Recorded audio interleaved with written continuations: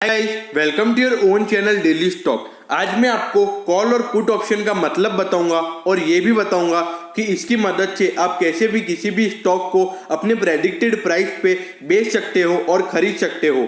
तो इसके लिए वीडियो को एंड तक जरूर देखना। तो सबसे पहले मैं आपको ऑप्शन का मतलब बताता हूँ। ऑप्शन एक डेरिवेटिव होता है जो अपनी वैल्यू उसके एसेट के अंडरलाइंग वैल्यू से निकालता है और वो उसी वैल्यू के बेसिस पे ट्रेड होता है। अब मैं आपको तीन बेसिक चीज़ें बताता हूँ जिस बेसिस पे आप ऑप्शन में ट्रेड कर सकते हो, जिसमें से फर्स्ट बेसिक का नाम है अंडरलाइंग प्राइस। अंडरलाइंग प्राइस एक तरीके से करंट मार्केट प्राइस भी आप कह सकते हो उसको।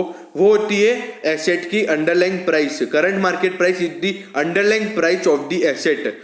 फॉर एग्जाम्पल, अगर रिलायंस अभी 2100 पे चल रहा है अभी मार्केट में, तो वो उसकी अंडरलाइंग प्राइस हो जाएगी। अब मैं आपको दूसरा बेसिक आइटम बताता हूँ, उसका नाम है स्ट्राइक प्राइस। स्ट्राइक प्राइस का मतलब होता है जिस प्राइस का आप ऑप्शन बाय या सेल कर रहे हो वो स्ट्राइक प्राइस होती है। जैसे अगर आपने निफ्टी का 10-500 का कॉल बाय किया या सेल किया तो वो आपकी स्ट्राइक प्राइस हो जाएगी। अब मैं आपको प्रीमियम का मतलब बताता हूं। प्रीमियम का मतलब होता है जो आप पे करते हो ऑप्शन बाय या सेल करते वक्त, उसे कहते हैं प्रीमियम।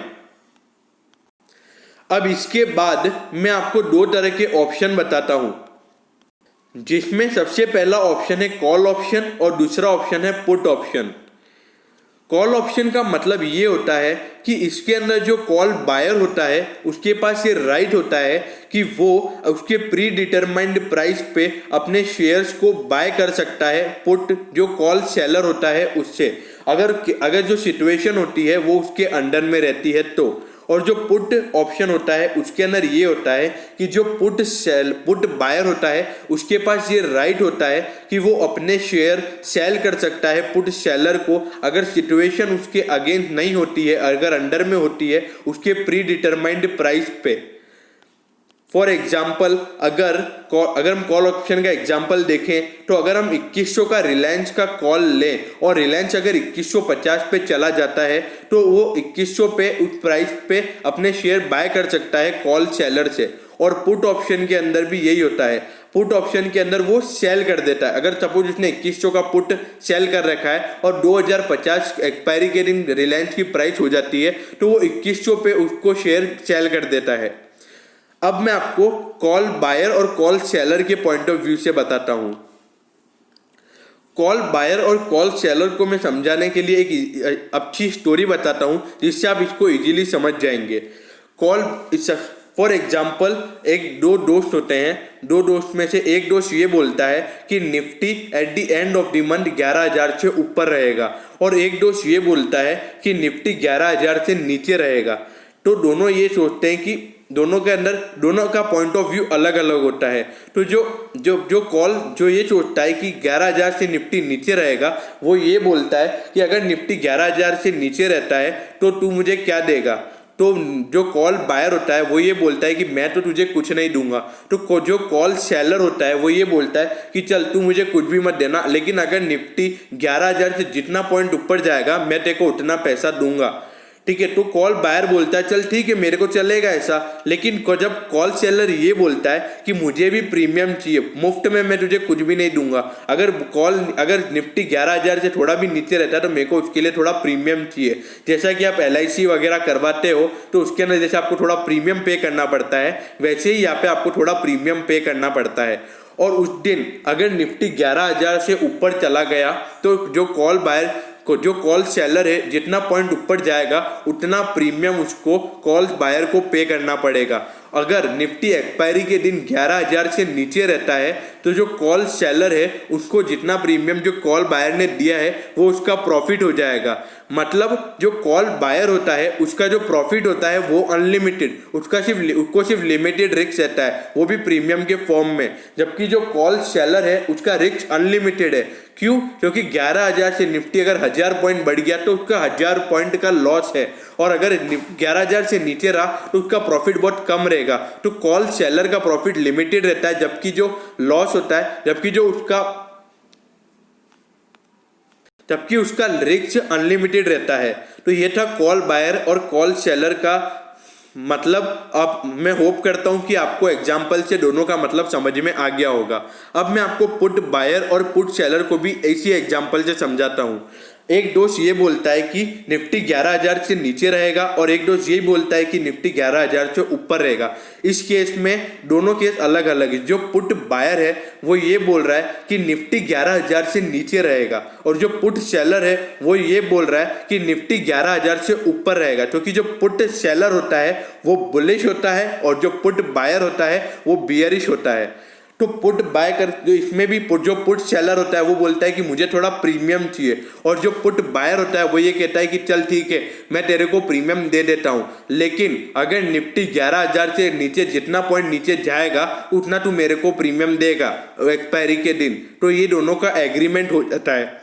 और अगर एक्सपायरी के दिन निफ्टी अगर 11,000 से नीचे रहता है सपोज निफ्टी उस दिन 10,500 हो जाता है तो जो पुट सेलर होता है उसको 500 पॉइंट का प्रीमियम पुट बायर को देना पड़ता है। और अगर निफ्टी 11,000 से ऊपर ही रहता है एक्सपायरी के दिन तो जो पुट सेलर को जो प्रीमियम पुट बायर देता है वो उसका प्रॉफिट हो जाता है। मतलब इसमें भी पुट सेलर को लिमिटेड प्रॉफिट रहता है और रिस्क अनलिमिटेड रहता है और पुट बायर को अनलिमिटेड प्रॉफिट और रिस्क लिमिटेड जो कि उसे प्रीमियम देना होता है। अब मैं आपको रिलायंस के एग्जाम्पल से चारों केस बताता हूं जिसके अंदर call buyer, call seller, put buyer, put seller चारों का केस है। तो पहला केस है जब आप कॉल ऑप्शन को बाय कर रहे हो और यहाँ पे मैं रिलायंस का एग्जाम्पल लेके आया हूं।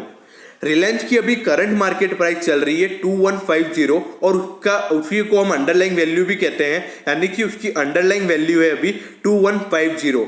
अगर हम रिलायंस का 2200 का कॉल बाय करते हैं और एक्सपायरी के दिन अगर रिलायंस 2250 पे आ जाता है तो 50 पॉइंट का आपका प्रॉफिट हो जाएगा और 50 पॉइंट इनटू जो लॉट साइज है और रिलायंस का लॉट साइज लगभग 800 क्वांटिटी के लगभग है तो उतना आपका प्रॉफिट हो जाएगा। और अगर आप चाहते हो कि रिलायंस का शेयर आपको 2200 के भाव में मिल जाए तो आप डिलीवरी के लिए भी बोल सकते हो जो आपका कॉल सेलर है उसको। अगर आप 2200 पे लेते हो और उसके बाद अगर आपको उसी वक्त बेचना है 2250 पे तो आप बेच सकते हो। अगर रिलायंस 2200 से नीचे ही रहता है एक्सपायरी के दिन तो जो प्रीमियम आपने पे किया है वो आपका लॉस हो जाएगा। तो ये था हमारा कॉल बायर का पॉइंट ऑफ व्यू। अब मैं आपको कॉल सेलर का पॉइंट ऑफ व्यू बताता हूं।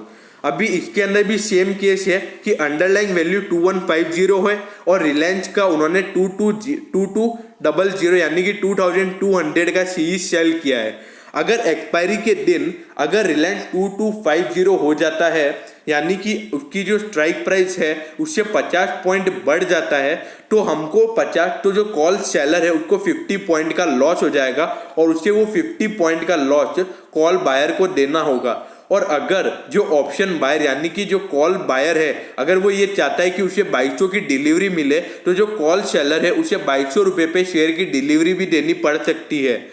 और अगर रिलायंस और एक्सपायरी अगर 2200 से नीचे रहता है फॉर एग्जांपल अगर 2175 रहता है तो जो प्रीमियम पे जिसने कॉल सेलर ने सेल किया है वो उससे उतना प्रीमियम पूरा मिल जाता है। अब मैं आपको पुट बायर और पुट सेलर के एग्जांपल से बताता हूं। पुट बायर अगर आप 2150 का अभी रेट चल रहा है, अगर 2150 के बेसिस पर अगर आप देखें तो अगर आपने 2100 का पुट बेचा 2100 का पुट बेचा मतलब आप ये बोल रहे हो कि 2100 से रिलायंस का प्राइस 2100 से नीचे रहेगा एक्सपायरी के दिन। और इसी को देखते अगर रिलायंस का रेट अगर 2050 हो जाता है एक्सपायरी पे तो आपको 50 पॉइंट का प्रॉफिट हो जाता है। और अगर आप ये चाहते हो कि अगर आपके अंदर जो होल्डिंग के अंदर 2100 रुपये पे रिलायंस पड़ा हुआ है अगर आपको उसको बेचना है 2100 रुपये पे तो आप 2100 रुपये पे जो पुट सेलर है उसको आप बेच भी सकते हो।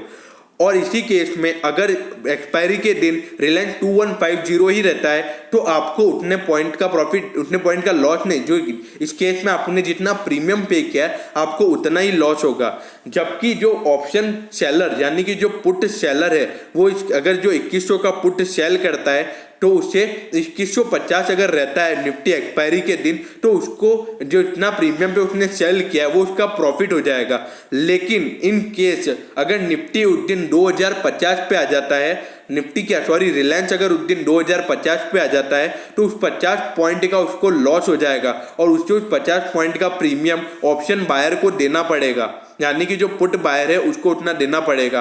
और अगर जो ऑप्शन बायर यानी कि जो पुट बायर है वो ये कहता है कि मुझे शेयर्स की डिलीवरी सेल करनी है, तो उसे यानी कि जो ऑप्शन सेलर है उसको उतने शेयर्स की डिलीवरी तक लेनी पड़ सकती है 2100 रुपये पे। तो ये था हमारा एग्जाम्पल के साथ कॉल और पुट ऑप्शन। अब मैं आपको कुछ कंडीशन बताता हूं जो आपको ध्यान में रखनी है कॉल और पुट ऑप्शन में ट्रेड करते वक्त। पहली कंडीशन ये है कि आपको उन्हीं कॉन्ट्रैक्ट में ट्रेड लेना चाहिए जो कि लिक्विड हो, क्योंकि अधिकतर क्या होता है जो शेयर्स के जो कॉन्ट्रैक्ट वगैरह होते हैं वो इतने लिक्विड नहीं होते, क्योंकि उसके अंदर क्योंकि लिक्विड का मेन मतलब ये होता है कि जो उस वक्त मेन बायर्स और सेलर्स बैठे हुए नहीं होते। सपोज अभी आपने रिलायंस का ले लिया 2100 का कॉल ऑप्शन ले लिया 2100 रुपये पे और आप चाहते हो कि अभी वो थोड़ा बढ़ गया तो आपको उसको बेचना है, लेकिन ऐसा नहीं होता क्योंकि उस वक्त अगर कोई सेलर अगर उस वक्त कोई सेलर नहीं बैठा हुआ है, मतलब कोई बायर नहीं बैठा हुआ है, तो आप सेल नहीं कर पाओगे आपके कॉन्ट्रैक्ट को, इसलिए ये इनलिक्विड रहता है। और दो कॉन्ट्रैक्ट है जो अधिकतर हमेशा लिक्विड रहते हैं, वो है निफ्टी और बैंक निफ्टी। इसमें आप हमेशा ट्रेड कर सकते हो क्योंकि इसमें हमेशा आपको बायर या सेलर बैठा हुआ होता है। अगर आपको मंथली बेसिस पे अगर ट्रेड लेना है तो आप स्टॉक के अंदर आप कॉन्ट्रैक्ट ले सकते हो, क्योंकि उसके अंदर एक्सपायरी के दिन जो होता है उसके बेसिस पे आपको पैसा मिल जाता है। सेकंड पॉइंट ये है कि अगर आपको किसी भी ऑप्शन का कॉन्ट्रैक्ट लेना है तो आप उसको मंथ के शुरुआत में मत लीजिए, क्योंकि आप मंथ के शुरुआत में लोगे तो उस वक्त उस प्रीमियम बड़ा हाई होता है, उस वक्त बाय न करने का कोई सेंस नहीं होता है, क्योंकि एक महीने के बाद वो इवेंट होने वाला होता है। अगर निफ्टी सपोज अभी 11,000 पे चल रहा है और अगर 12,500 का कॉल बाय करते हो एक महीने के बाद वाला, वो भी बहुत महंगा होगा। क्यों महंगा होगा? क्योंकि एक महीने में निफ्टी 1,500 पॉइंट कवर कर सकता है, लेकिन अगर आप 1-2 हफ्ते पहले अगर देखोगे तो उसकी वैल्यू कम होती है। क्यों कम होती है? क्योंकि अगर निफ्टी 11,500 चल रहा है तो हफ्ते भर में 1,000 पॉइंट का मूवमेंट देना बड़ी बात होती है। तो जैसे जैसे कॉन्ट्रैक्ट पास में आता जाता है तो उसकी टाइम वैल्यू डीके करती रहती है।